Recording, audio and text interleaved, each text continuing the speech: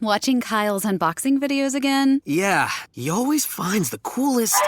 No way! A robot dog? Gotta ask where he got it. Or use your Samsung Galaxy S24 Ultra. Just draw a circle around the dog on your screen, and it shows you where to buy it right in the app. Whoa, I just learned a new trick. And that for once, I beat Kyle to the next big thing. Circle it, find it with the new Galaxy S24 Ultra and circle the search with Google. Get yours now at Samsung.com. Internet connection required. Results may vary based on visuals. We're the eyes and ears. The common theme is preying upon someone's vulnerability. Just think, if every one of us touched one person, it would make a significant impact on what's happening.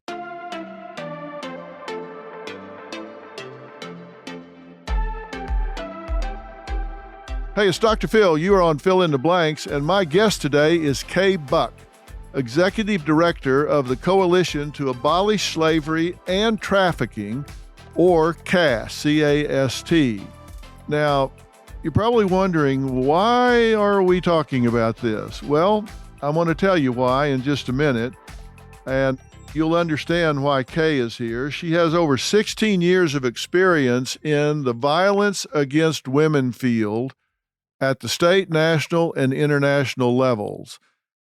As the executive, Kay leads the only organization in the entire country that is exclusively dedicated to working on the human rights issues of trafficking.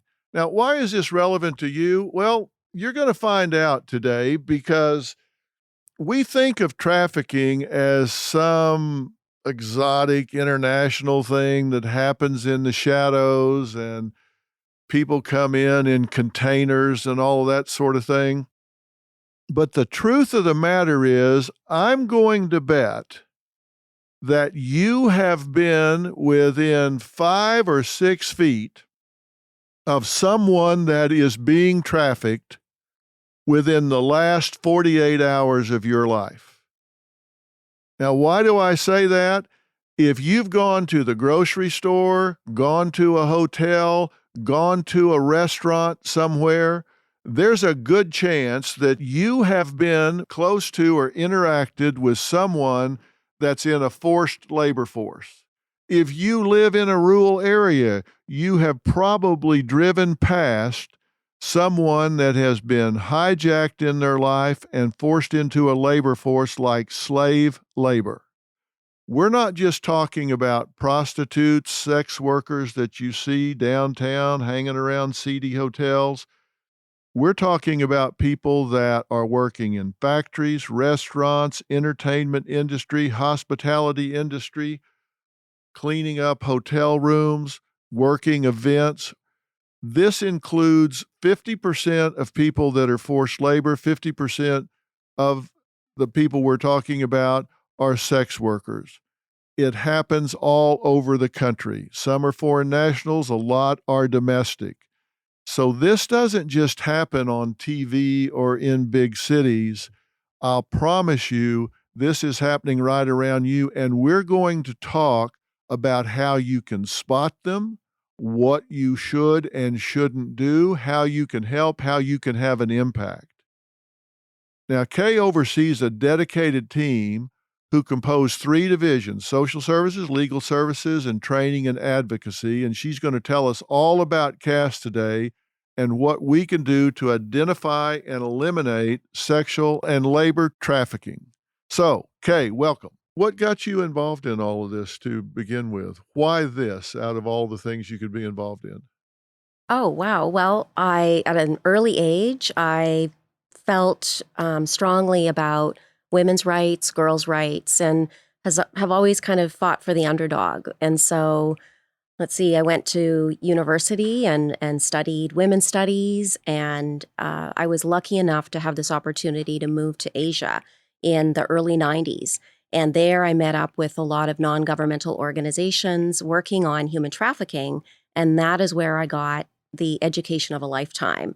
And when I moved to the United States, I continued that. And when CAST was ready to hire their first CEO, then they recruited me. At the time, I was doing some work in Sacramento. Now, I guess I want to start bringing this down to the people, because we just finished our 20th season and 5 years before that on Oprah. So I would say I have a very devoted and committed group that's my audience, and they're action oriented. And so when I do something like this, I don't like to just talk about it in the sense of raising awareness, but instead translate to people about what they can do. And one of the things I was saying in the introduction is that all of us that are out in the world are the eyes and ears, and you're going to give us some ways to spot these survivors and some of the people that are caught up in this now. I've done a number of episodes about this over the years, and I've learned three things that I hold to be true, and I want you to refine those and teach me some more about them. Sure. One is that trafficking is not what most people think about it. Most people think about it in terms of what you see in movies with people being put in containers and shipped around. That does happen. I'm not saying it doesn't, but it's not always nearly as exotic as that. Number two, I don't know what the ratio is, but it's typically, I've found, more slave labor than sexual in nature, although that's more sensational and salacious, but it's more getting these people working for nothing and holding them kind of captive to that. Then third, it's happening all around us.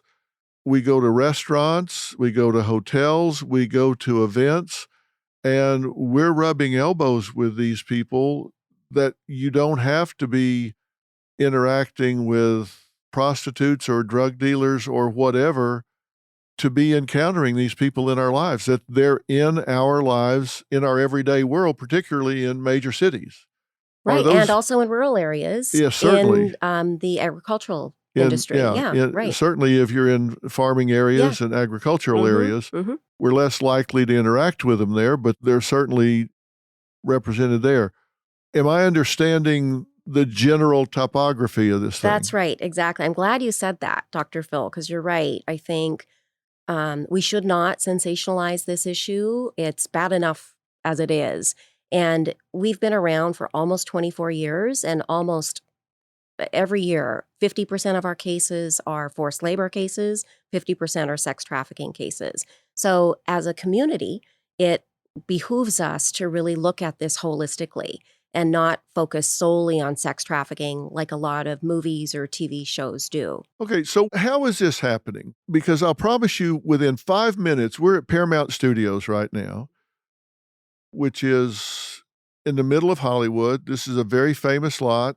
We're just a few blocks off of Sunset here. We're at Melrose and Gower, right in the middle of Hollywood.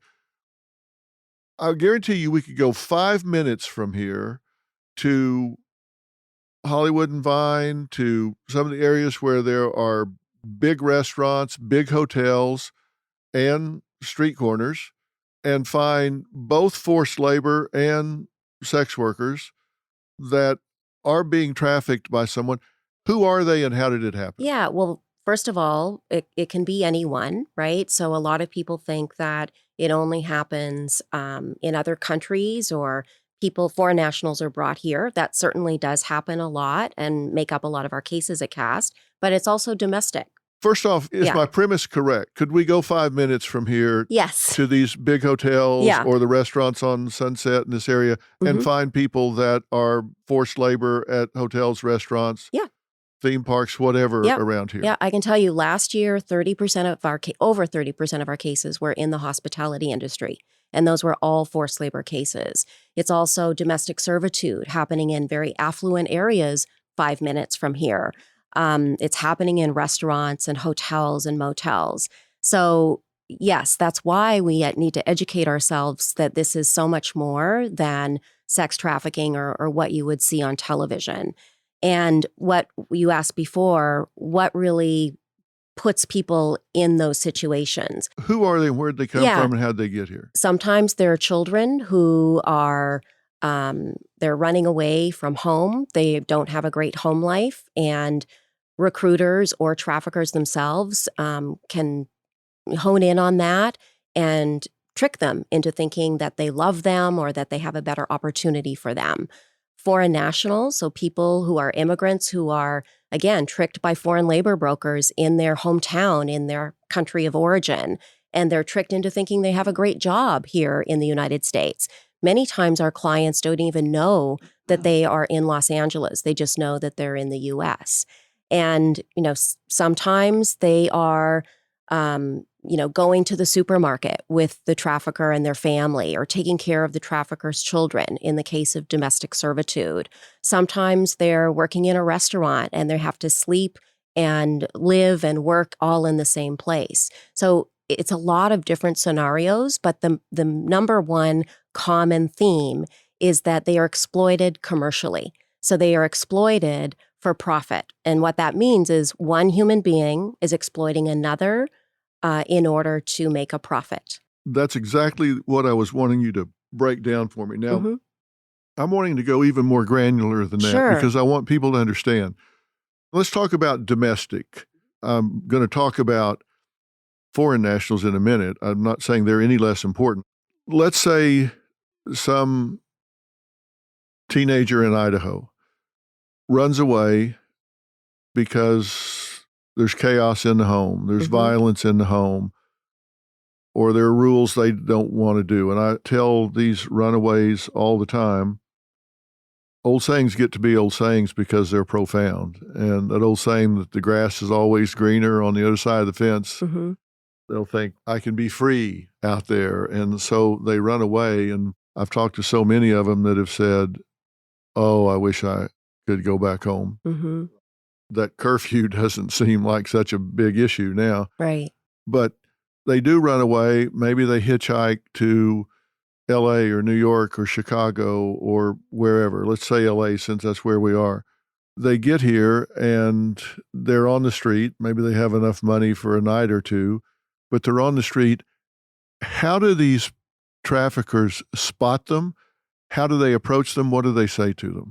Oh, great question. So, well, first of all, I should say too, sometimes, kids might be part of the queer community. And so life at home is really difficult, right? So it's not always grass is greener. Sometimes they have to leave for a good reason. But what traffickers do, they'll either go in themselves or sometimes they use a recruiter, and they prey on people's vulnerability. So whether that be that they're trying to escape a bad situation at home or trying to move forward into a place of acceptance somewhere else in a new town or city, traffickers know how to spot vulnerability. That is the number one thing we see in all of our cases, Dr. Phil.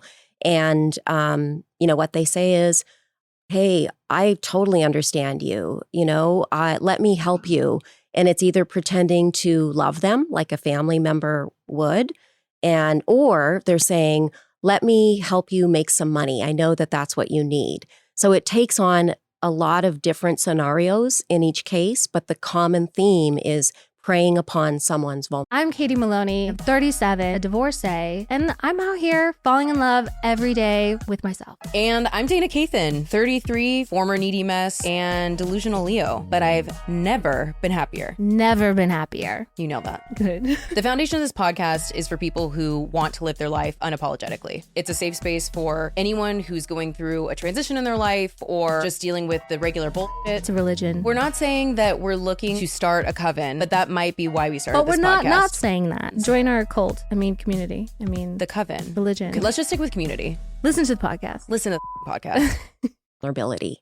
All right. And you say they spot them. Let's talk about that, because if these recruiters or traffickers are hanging around some of these high traffic areas, you can tell, for example, watching whether somebody's walking with purpose from A to B or they have nowhere to go. They're lost. They're yes. loitering. They're kind of walking without purpose. They're leaning against the building. They look hungry. They're dirty. They don't have anywhere to go, versus somebody that's on a mission. They're trying to get from their home to the library or to work or whatever. So they spot them, and that's the first cue. So they go up and say, hey, what's up? You hungry? You need something? Can I help you? They offer help. It's a pretty low bar, right? Because that person has nowhere to go, nothing to eat, no money, no plan, no nothing. Almost anything is appealing. Right. That's exactly right. I remember working with a young woman not that long ago, and she was she was a young woman and married and was in a domestic violence situation. So she was trying to escape that. And, she was on the streets of Santa Monica. She tried to go to the police several times. They did not listen to her and basically just said, go to this shelter. And there, the shelter also didn't recognize human trafficking. And so she never got the services that she really needed. It wasn't a proper intervention. And so she was, wandering the streets of Santa Monica, and this young man, swooped in, pretended that he cared about her, pretended that he loved her eventually, and he trafficked her. And so this is a common scenario that traffickers use in order to control the victims. They make them almost dependent on them. So they'll spot this kid, might be a young man or young woman, teenager or whatever. They spot them there, start talking to them and find out what their vulnerabilities are, what their needs are, and they'll take them away from there and say, well, come with me. They might promise them a job, a place to sleep, drugs, food, money, whatever. And given that they had nothing and nowhere to go, forming dependency happens really quick and really easy. That's right. Okay, so when you say trafficking is about one person exploiting another person for profit, there's nothing wrong with somebody being an agent for someone else and taking a percentage, or what if somebody said, hey, I can get you a job. That's how Hollywood works. There are agents and managers and all, but that's not what we're talking about. No, here. that is definitely not what we're talking about. Totally different situation. Yeah. So there's something in the definition of trafficking called force, fraud, or coercion. So force is pretty straightforward, right? And fraud is what we were talking about earlier, where they're being tricked into thinking that life will be better if they go with the trafficker. And coercion takes on a lot of different, it can be done in a lot of ways. It might be threatening for foreign nationals, threatening to get them deported, or it might be like other types of threats that coerces them into going with the trafficker. So if you have force or fraud or coercion in these cases, that's what makes it human trafficking. You say force, fraud, coercion. And the fraud can be love bombing them, gaslighting them, making promises. Tricking them, yeah. Just tricking them. Yep. But let's say they bring them home with them, put them to work, and don't provide for them at any reasonable level whatsoever. But they may also have 20 or 30 of these people in restaurants or hotels doing maid service, lawn service, all sorts of things. Yeah, or events, like you said earlier. Yeah. We get that a lot, Dr. Phil. And it really struck me when you said that, because I remember talking to a young woman who was, she was trafficked into a home in a very ritzy area here in LA. And this family had a lot of events, and no one noticed that this woman was there all of the time and washing the dishes and cleaning up after the event until 5 a.m, starting again the next morning at 7 a.m. So there are signs, and you were correct in saying that probably most of us have interfaced with a victim of trafficking and just simply didn't know it because we didn't know what to look for. And when there are big events, like my son's a musician, he just got back from like a 75 city tour where they did all amphitheaters, like 15 or 20,000 people. And there's tons of staff there, and they're all wearing, just says staff on it. And you look at some of these kids and they've all got a vacant stare. They look underfed. They're not well groomed. They don't have things that kids their age would normally have. They're not whipping out smartphones. Right. They don't know each other. You just know that those kids are in a forced situation. Right. So in there, I would look at how were they recruited? What kind of contract did they sign, if they have a contract even? So those are the types of things you'd want to look for in that particular industry. In a lot of our cases, people will be provided a contract, and then when they go to sign it, it's a completely different contract. But at that point, they feel like they already have to sign because they've made a verbal commitment. So there's a lot of things that we can look for as systems as well, right? It's not just a person-to-person thing. It is also looking at the systems that, like a recruitment system, that is exploiting these people. So events, you're right. Like as soon as you said a tour, my thought was looking at who's setting up for those tours, who's breaking all of it down, like kind of like the construction industry, because we've seen a lot of cases in construction as well, not just hospitality. So I think a lot of folks, because we aren't really covering this a lot enough in television and in the media about forced labor and how that can take place. Hey, but what happens if, let's say you're at a restaurant and there's a busboy or girl over there that is, you can see them in the kitchen or they're bussing a table, and your gut tells you Something's off. this isn't right. Yeah. Mm-hmm. Listen to that. Then you say something to that young person. They've been really schooled on what to say and how to answer the question. What do you say to those people? Right. And they're most likely being watched, and they know who's watching them, right? You might not know that, but they will know. And so they're probably not making direct eye contact. They probably don't want to answer your questions. It is important not to intervene. I want your listeners or your viewers to understand that. You get them in a lot of trouble. You could get them in trouble and make it worse for them. So, I remember many, many years ago, a colleague of mine, was at a restaurant, and they simply went to the restroom, and this was their favorite restaurant. And so they went to the restroom and they noticed that there was mattresses in the back in the kitchen, just kind of glanced out of the side of his eye. And that ended up being a human trafficking case. They were made to live there and work there.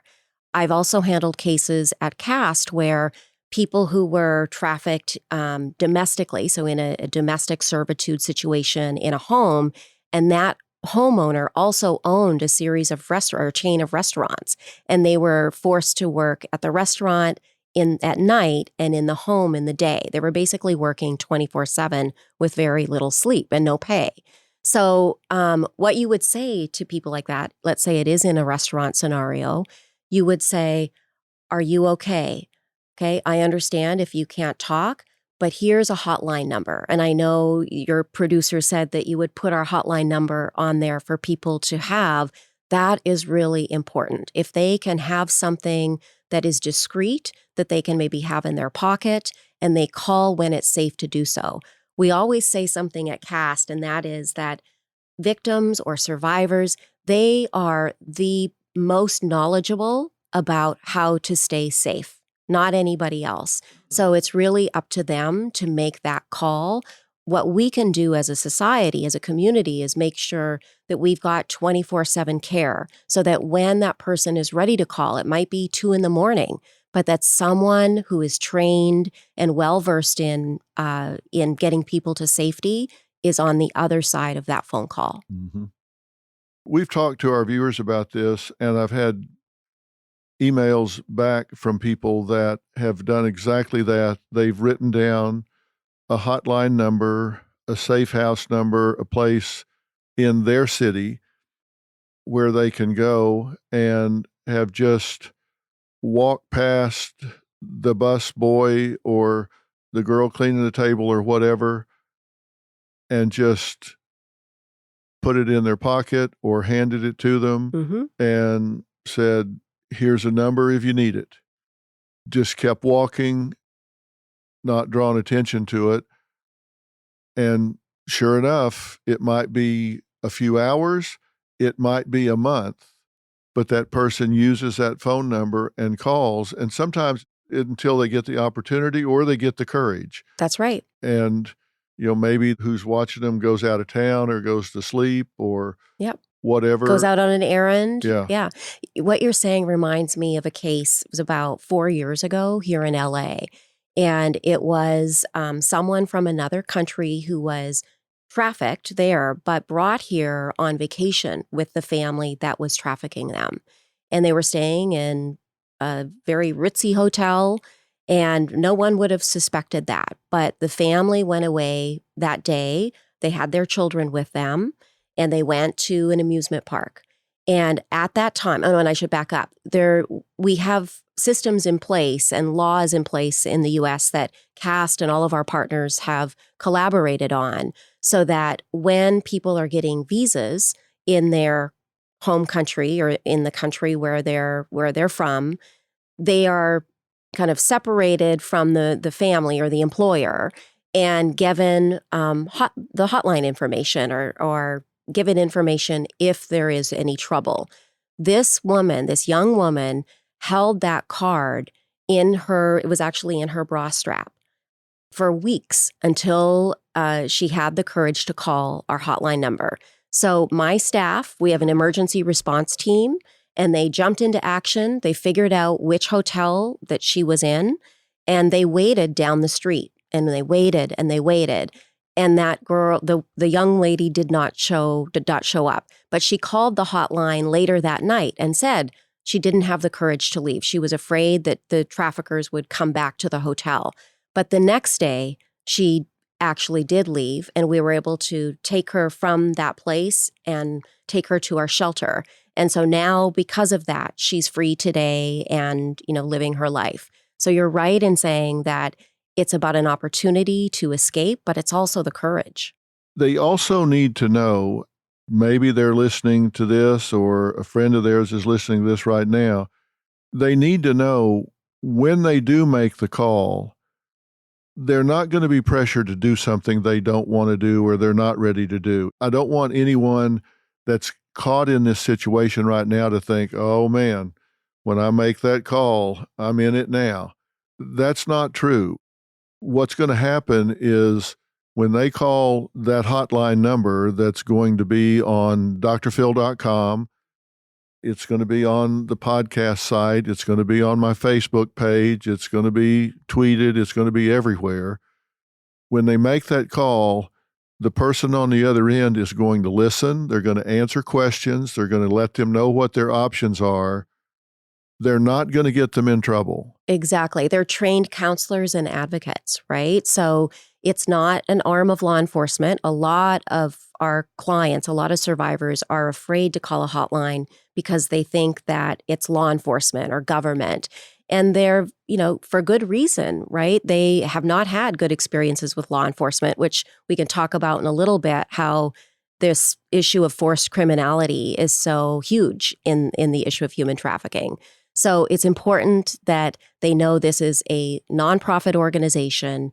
It is trained counselors and advocates who are there to listen and help them devise a plan that's comfortable for them, right? So a lot of what we do is safety planning on that hotline. And if someone's not ready to leave right there and then, that's okay. No one's going to force them to do that because they're in charge of their own safety. And we're kind of like a partner in helping them figure out a plan to escape. And there is a science to this. That's what I want people to know. This isn't something where you just got a bunch of busybodies that are getting in there meaning well, but not knowing what they're doing. If you jumped in here in the middle, I'm talking to Kay Buck, the CEO of CAST. And by the way, she was awarded the Presidential Award for extraordinary efforts to combat trafficking in persons in 2014. She's been doing this for 16 years. And she got the award for championing a survivor-centered approach to combating human trafficking. This is something that I just keep making the point. It's around all of us. It's in the agricultural field. It's in the hospitality industry. You see it in hotels, restaurants. It goes on in forced labor. It also goes on in the sex worker industry, and we haven't talked about that yet, but we will. But when these people get a job, let's say they're working in a restaurant, is this something that traffickers will have a company and they will provide these people and the company gets paid so the money doesn't go through the individual's hand? How do they usually structure this? Sometimes traffickers will directly recruit themselves, will recruit victims themselves. Sometimes they will use an intermediary, like a foreign labor broker or some type of recruitment agency. So that is why having regulations for the recruitment industry is so important. A few years ago here in California, we learned from our cases, so directly from survivors telling us how they were recruited. And we realized that there were some holes legislatively. And so we worked with survivors. It was this beautiful coming together, a partnership of survivors and activists and legislators to fill that gap. And so now foreign labor brokers have to register for in the state of California. And with that regulation, and also one important thing is that the workers should never pay a fee to work.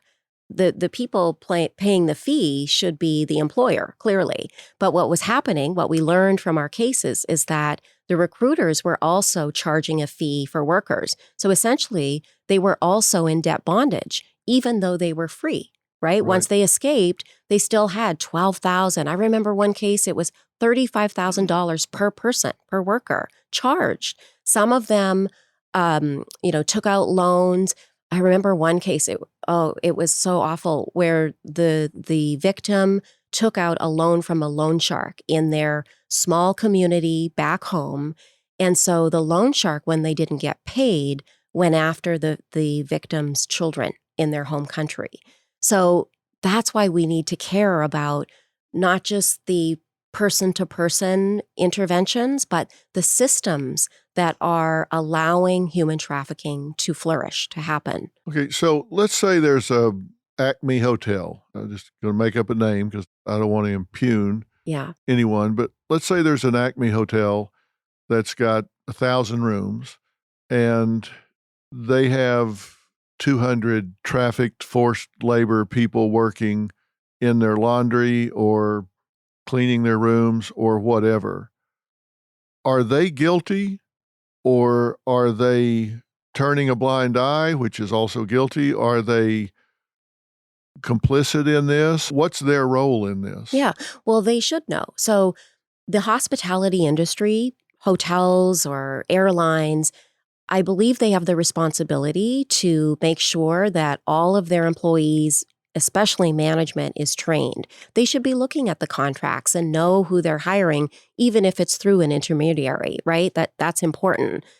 And beyond that, they should also follow, at least in California, we have legislation where they are required to actually post our 24-hour hotline and the national hotline in the place of business, so that if trafficking is occurring either in their own workforce or as visitors to that hotel, that survivors or victims have a place to call. They have a resource where they can call for help, and it's a 24-hour hotline run by nonprofit organizations so that they can plan for an escape safely. So to answer your question, I think everyone has a role to play. I definitely think small businesses, corporations, everyone should really educate themselves and their management on what human trafficking is, so that we can create, safer communities. We can create places of work where workers can be happy and be well. So I don't know if that answers your question, but yes, I believe everyone has a role to play. It's their job to know. It's their job to know. Absolutely. I mean, that's the point. They may not be trafficking these people. They might be paying minimum wage. They say, we got them from Housekeepers or Us, and we're paying minimum wage. How are we supposed to know that it's not going to the employee? Well, it's their job to know. It's their job to know, right? And you can look at contracts and One thing we see is that contracts are often in English for workers that they are recruiting from other countries. Clearly, that's not okay, right? Like, if you're going to hire someone, make sure that they understand it in their native language.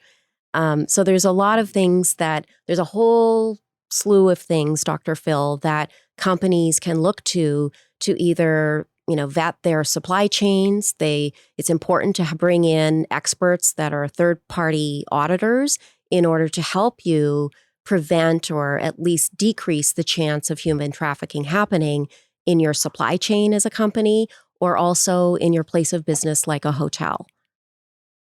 Now, without getting into the politics of illegal immigrants and borders and what should or should not be happening, we have a lot of people coming in through the southern border right now. What percentage of those individuals are getting swept up into this trafficking? Do we have any idea?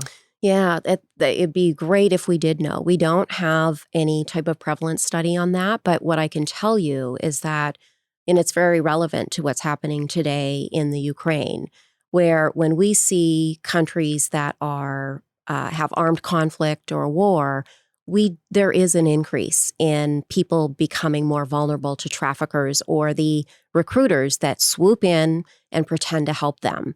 So, and it's not just the Ukraine, right? We get cases from the Philippines, from Ethiopia, from Afghanistan. So this is very relevant to world events happening today. And what we should remember always is that when there's armed conflict or when there is a natural disaster that forces people to leave their homes, they are at risk for human trafficking. And we see that right here in our cases in Los Angeles. I work a lot with law enforcement, varies sometimes on a case-by-case basis, sometimes fraud investigators with the FBI and a number of states. And we were talking about the various scams and frauds that are perpetrated. We had a meeting up in Central California. The whole idea was that every scam is based on some vulnerability of the target, whether it's the elderly that are scared that they're going to run afoul of the government, whether it's an IRS scam or an insurance scam or whatever. With some populations, it's the FOMO, the fear of missing out. We got to get this or we're going to miss an opportunity or we're going to be in trouble some way. But it's all about finding someone that's in a vulnerable state and preying upon that at the time. We talked about events, and I was talking to some of the law enforcement people when we were talking about the sexual side of this. So we're talking about when you have something like the NBA All-Star Game or the Super Bowl, that the traffickers run amok at that point, that the number of prostitutes in a town where a Super Bowl is occurring goes up 10, 20-fold in a matter of a weekend. Just Yeah. bang. I'm really glad you brought this up, Dr. Phil. So as activists and advocates on human trafficking, we are actually concerned about, again, the setup and the takedown of those large events. There's no study that shows that human trafficking increases during large sporting events, whether it be the World Cup or the Super Bowl. But what we say is it wouldn't really make good business sense for traffickers to just focus on one day or a couple of days. We should be doing the outreach every day of the year, right? And it's not usually centered around the Super Bowl. So the Super Bowl just happened close to home here, right, in Inglewood. Our numbers actually went down on our hotline during that time. And in talking with other partners, other non-governmental organizations in other cities where the Super Bowl has been, they've had the same type of data, right? So I don't think that it's necessarily increasing. That the sex industry isn't increasing during the Super Bowl, But what we should be looking at is who's setting up and the hospitality industry that is flourishing during that time as well, because those are the cases we can be looking at. If we're only looking at sex trafficking as it relates to large sporting events, we're missing all of the forced labor that might be happening in those cases too. Well, it's not either or, though. It's both, exactly. It's both. The forced labor, I started talking about that because I think it is probably the least talked about, but I think the most prolific and certainly the most hidden and insidious that we have to be aware of.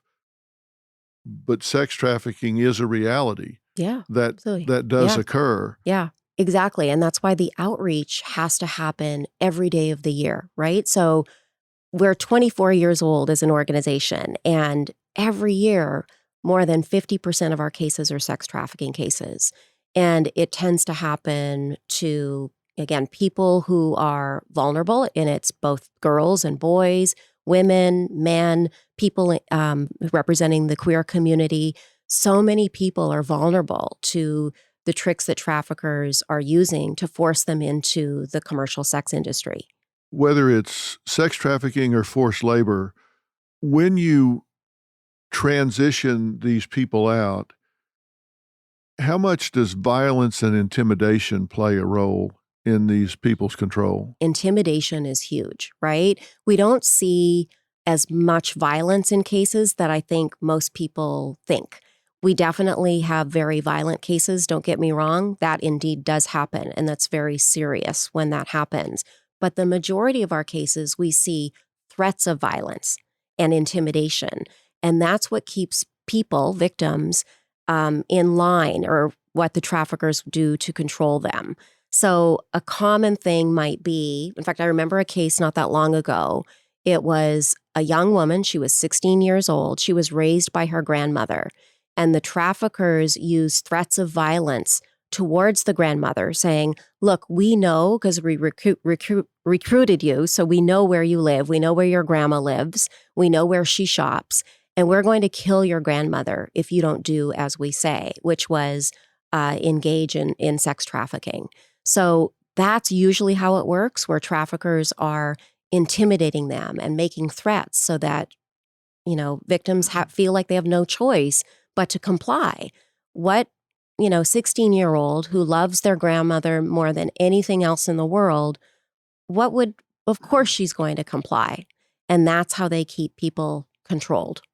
I've had these survivors tell me, whether they've been out for a month or 10 years, that the reason they didn't get beat up, the reason they didn't get acid thrown on them, the reason they didn't get stabbed or shot or whatever, as opposed to being threatened or having their families threatened, is because they said they can't make money if we're hurt. They can't make money if we can't work. So they threaten rather than do it, because right. If they break our arm, we can't change sheets. That's exactly it. How am I going to make money if someone's hurt or injured, right? Yeah. So you're absolutely right. We do see some injuries, of course, but I would say most of our cases are threats, threats of violence. Yeah. Now, these people that are caught up in this, that are trafficked, everything is neglected. They don't have any health care. Nothing is prioritized for them in terms of being taken care of. Only what is necessary to keep them on the job, right? What condition do you find these people in when you do get them out? I'm going to tell you about a case that really made an impact on me, where the woman, it was a domestic servitude case. So the woman was forced to sleep and basically live in the hallway, wasn't even given a bedroom. The dogs in the house slept on the bed, and she was sleeping in the dog bed when we found her. She was, malnourished. She was barely given any food. She was, given maybe some rice every day. She was experiencing short-term memory loss, health issues because of all of that, not to mention the mental health issues, right? So that's why it's important for organizations like CAST to have what we call holistic or comprehensive care. When people come to us, they're physically ill, their mental health is not good, they're afraid for their lives, they're afraid for their families. So it's really important that we have clinicians on staff. It's also important that we have attorneys and social workers, each person kind of playing a role in that survivor's life. So we haven't talked about this yet, Dr. Phil, but it's the one crime victim population that is constantly criminalized for being trafficked. It's ridiculous how our system treats victims of trafficking. We did a study of survivors of trafficking. Over 90% had rap sheets, had records of arrest for crimes that traffickers were forcing them to commit. And so for this reason, having an attorney or a whole legal team support survivors of trafficking is important for, doing the vacatur of records so that they can apply for housing without any problem, so that they can apply for jobs and truly get back on their feet again once they've escaped. So it's an issue of intervening and making sure we're helping people escape from the traffickers, but it's also important for us to fix the systems that are re-exploiting victims over and over again. Okay, so somebody is forced into sex trafficking, for example. They get busted for prostitution. Yeah, and other things too, like assault and theft. We see so many, not just prostitution-related crimes, but a lot of different crimes where they're arrested because the trafficker's putting them in that situation. What other kinds of crimes? So like assault, theft in order to eat, drugs, selling drugs. There's a lot of different crimes that we see. But the most important thing to understand, and for law enforcement to be trained this way, is that the traffickers are threatening to kill them or to kill their family member or to beat them or not feed them if they don't comply. So as a system, we need to do a better job to look at those nuances so that victims aren't re-exploited by systems that are designed to actually help them. So they might tell them, you need to go in and shoplift some high-value item for me, or you're not going to get fed today, or you're going to sleep out in the cold, or you're going to get beat, That's or right. I'm going to beat up your sister or whatever. And then if they get caught doing that, then they get charged. And so now you get them out and they go apply for a legitimate job and they go, well, you got an arrest record. I'm not going to hire you. Exactly. And which is why having legal services in addition to clinical services and health services is so important for survivors of trafficking. We did a study with survivors, and we learned that of the top 3 services that were available, legal services was one of the top ones they needed, right? So even survivors are telling us that we need attorneys to help us vacate these records because we can't even lease an apartment in our own name. So who do you think is on the lease? The trafficker, right? Yeah. They're again forcing them to be dependent on someone who doesn't have their best interest at heart. Now, I know at least in California, you've worked with the DA's organization. Yeah, all of law enforcement and the DAs, we have a DAs partnership are with. really important. Right. They're really important, as is the Attorney General of California as well, also a big supporter of our cause. So it's the child welfare system too. We are working actively with LA County right now to pilot this new program so that all of the county agencies, all of the systems that might unintentionally re-exploit or re-traumatize victims of trafficking no longer do so by having training and a fuller understanding of exactly how human trafficking works. Yeah, and the point is that if you're re-victimizing this person, creating additional vulnerability, which makes them susceptible to being exploited again. Exactly, yes. Because you're putting them back on the street again. They can't get a job. They can't get an apartment. So now they're standing there aimless again, and subject to being picked off again. Exactly. At least where maybe I'll get a meal, right? Yeah. That's what they're thinking, right? So this is an auto-exacerbating circumstance Mhm. if the system continues to re-victimize them. That's right. Exactly. What we're trying to do is break the cycle. Yes. But there's got to be more to it because this is how they've learned to get by.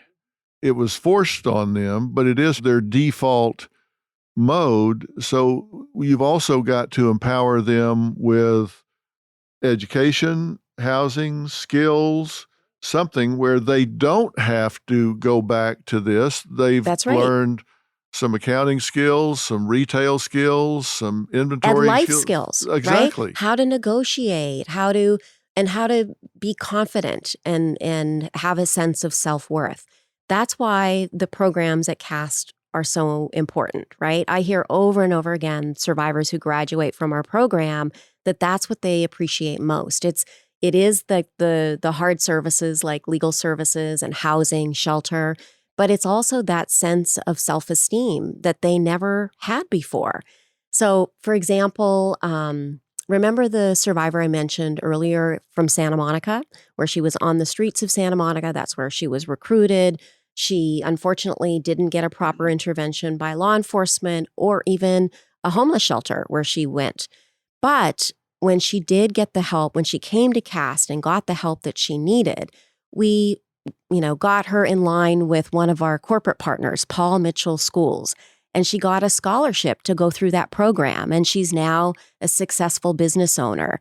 But now she needs business training. So we're setting her up with another community partner to learn, how to set up a website, how to do marketing on social media for her business.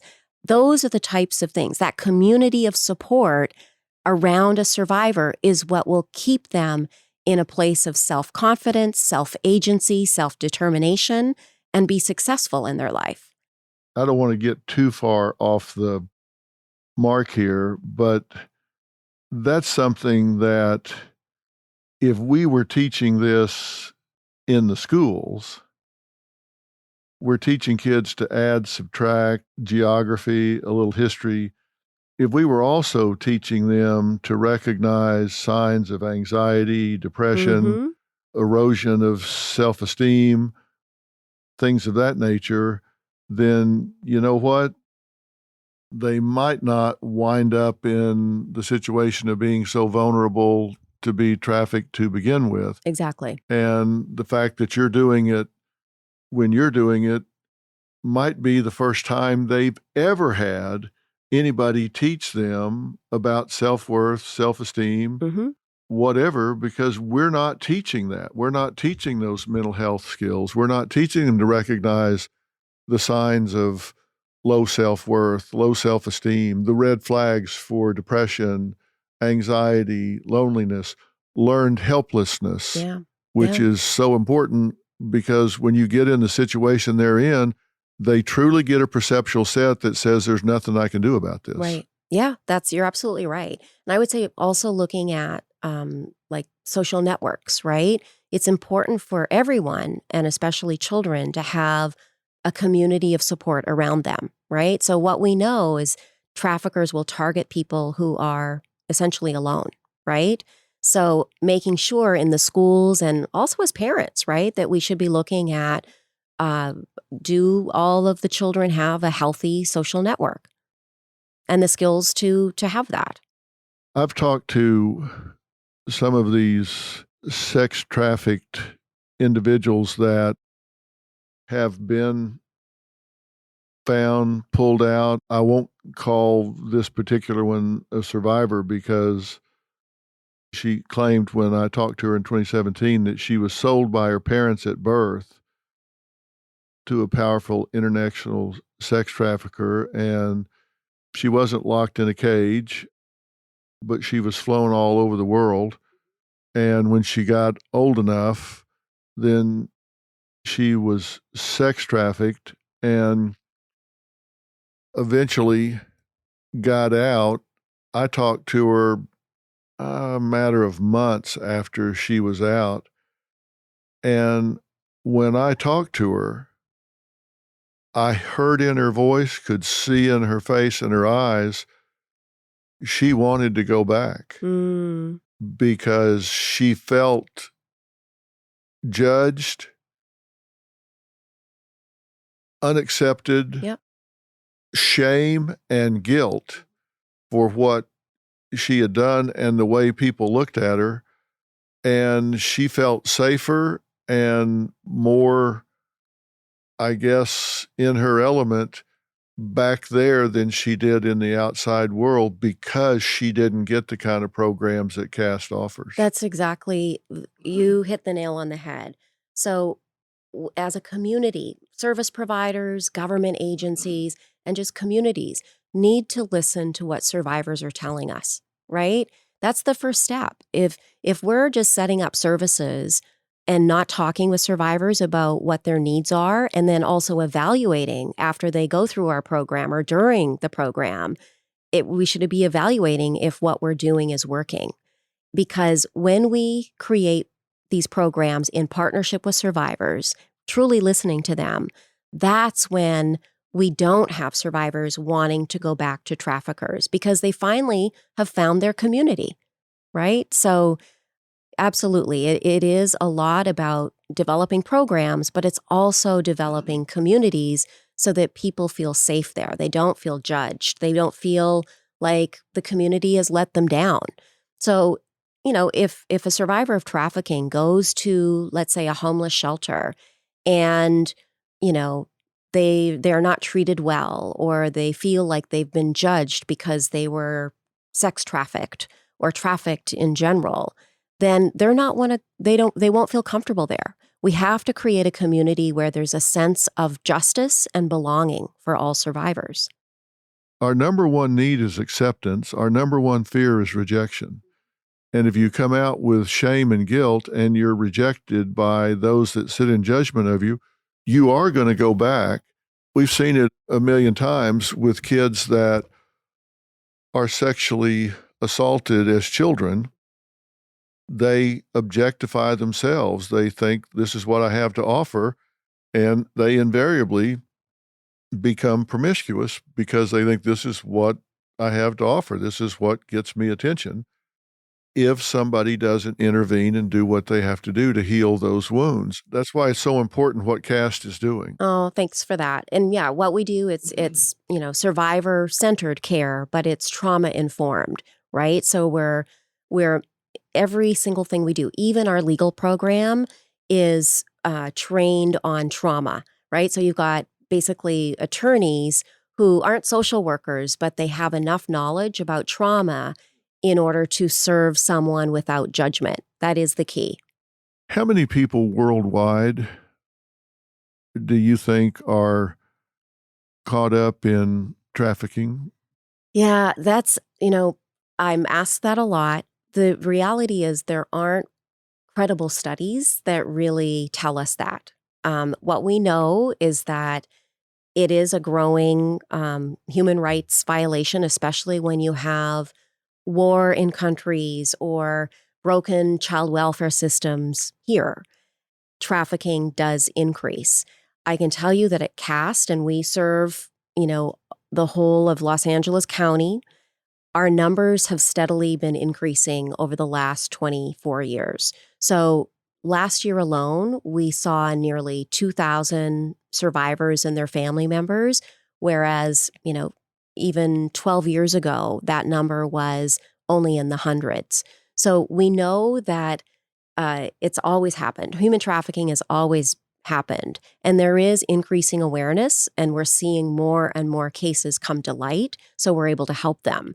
But we don't have a really good prevalence study. Is it millions worldwide?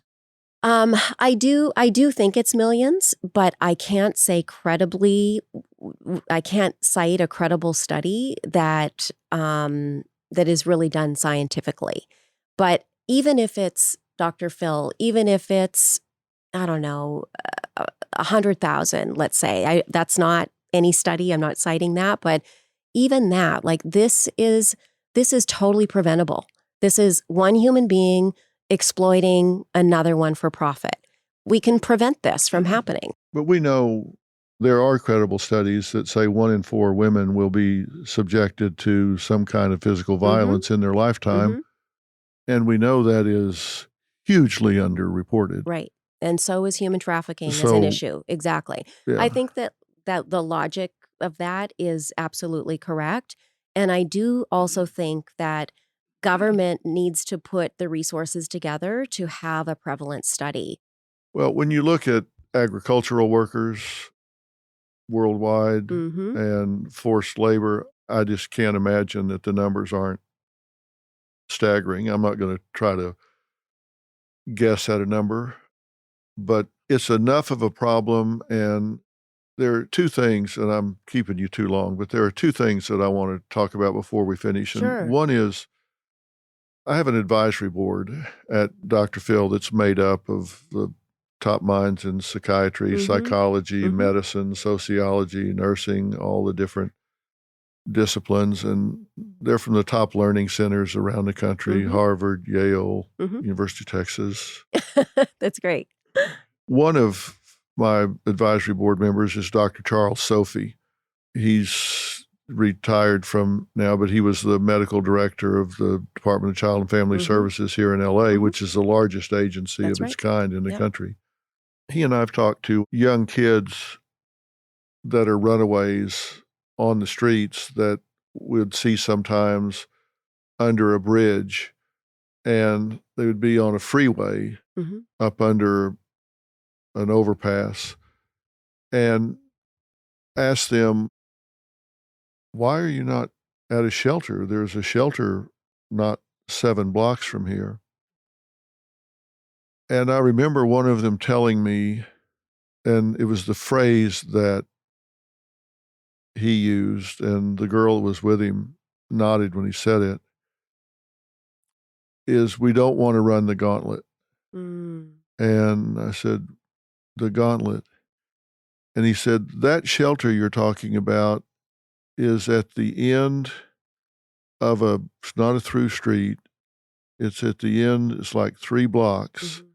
The last couple of blocks leading up to the shelter is what we call the gauntlet, because it's lined on both sides with drug dealers and pimps and traffickers. Right. And to get there, you got to walk past all of them. And they've got money and drugs and clothes and cars and options. And it's just a temptation that we just don't want to deal with. We'd rather sleep under the bridge. So that's exactly what we were talking about earlier, where they are the experts in their own safety, right? And as helping professionals, or what we call allies, right? We're allies to survivors. Our job is to listen to that because they do know best. We can bring in technical skills and resources and support to wrap around them, but that's the key. So, in that case, the helping professional, let's say it's the social workers, would be important to find another more suitable housing solution that is not in that area that they're so afraid of. Listen to them and find alternatives. I think as a community, we can do a much better job listening to the people we are supposed to be supporting and helping, and design solutions that are based on the expertise that they're telling us. And we simply don't do enough of that, I think, across the board. And it's one thing CAS does. You mentioned you have an advisory board. We also have an advisory board of survivors who've gone through programs and they've healed from the trauma. They are perfect experts to be telling us how we should shape our programs now and into the future. Yeah. I just thought that was chilling when they said that. Yeah, it is chilling. The other thing that we haven't talked about, there's a lot we haven't talked about. We could go on forever. You were discreet, but you mentioned there are some very nice neighborhoods in LA. I live in one of them where people have parties and events and have people working till 5 a.m. and then back up at 7 a.m. And what does this say about those people? Mm-hmm. because they know what they're doing. They know that these young people, or maybe not young people anymore, are being treated inhumanely, Yeah, that they're that's right. sleeping on a dog bed, that they're eating whatever is getting ready to be thrown away, that Right, expired food. they're Yeah, being exactly. sleep deprived and overworked and malnourished and underpaid, if paid at all. Mm-hmm. But yet they just go get in their Mercedes and go get their next appointment. We find that they tend to dehumanize people, right, to benefit what they're doing or to justify what they're doing. And it's still wrong. And I think that's why as a community, we need to hold people accountable to be good to others, to make sure that any worker is paid fairly and treated well. We simply need to care more for other human beings, our fellow human beings. And, I know that that's a much broader thing than running an anti-trafficking organization, but it makes sense, doesn't it? That if we're carrying that message, if we are raising awareness about equity issues, right? And about fairness and love for your neighbor, all of that really intersects with the prevention of human trafficking. Yeah, I actually heard a woman talking a few years ago. She was at a restaurant in a booth. You couldn't see, but you could Yeah. hear over the booth.